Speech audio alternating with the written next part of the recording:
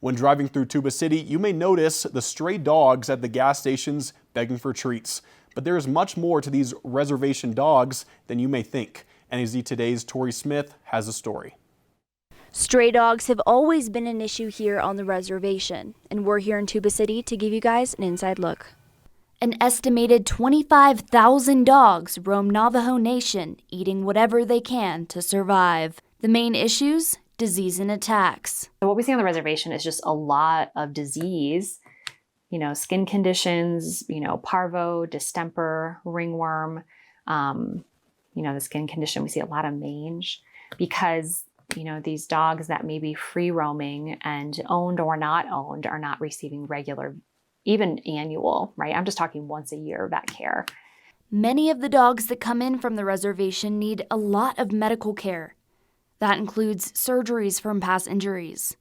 These dogs are often picked up by travelers through the reservation, but Olson recommends adopting through a local shelter rather than picking up a dog on the side of the road, unless they are ill, injured, or emaciated. I don't think picking up dogs at gas stations and when you're on the reservation is the right thing, right? We know a lot of times those animals are owned. They might live at the neighborhood. They can roam for miles. They usually have packs they hang out with and then they come back home. And we've worked really closely with Navajo Nation Animal Management. And the language is, don't pick up strays. Former resident of Hopi, Ira Talosima, says these dogs are often looked down upon, and his memory turns to a particular dog.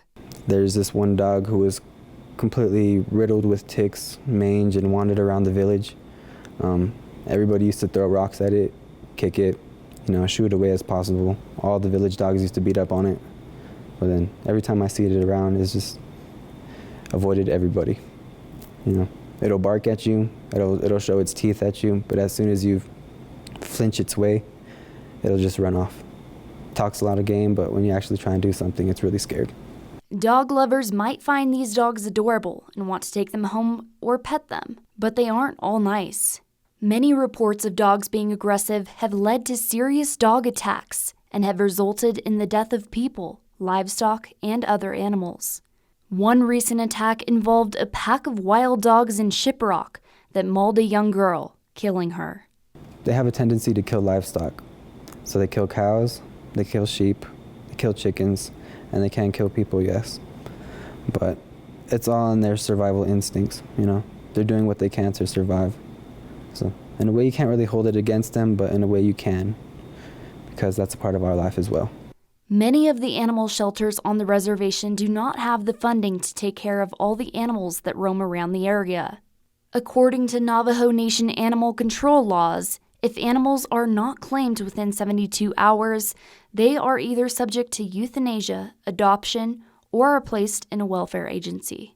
With the amount of animals that roam free, euthanasia tends to be the most humane and likely choice. We are all responsible for this situation. We're all responsible for helping and for caring about the animal in front of us, and understanding the bigger picture in a way that we might not know the details, right? How do we get to this situation where there's hundreds of thousands of free roaming, unwanted, seemingly unwanted dogs on the reservation?